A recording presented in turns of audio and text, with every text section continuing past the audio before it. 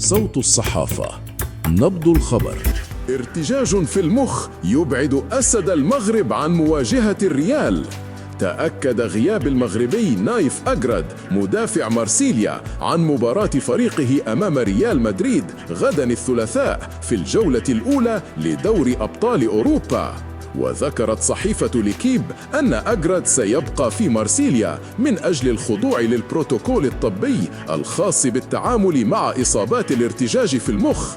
وأضافت أن نايف أجرد أصيب في فوز مارسيليا 4-0 على لوريان يوم الجمعة الماضي في بطولة الدوري الفرنسي.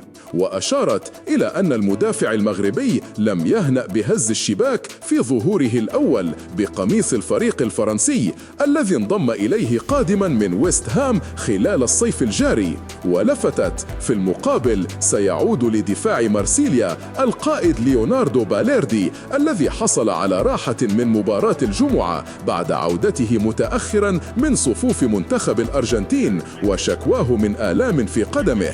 وختمت ليكيب بأن باليردي سيكون حاضرا للمؤتمر الصحفي الخاص بالمباراة اليوم الاثنين.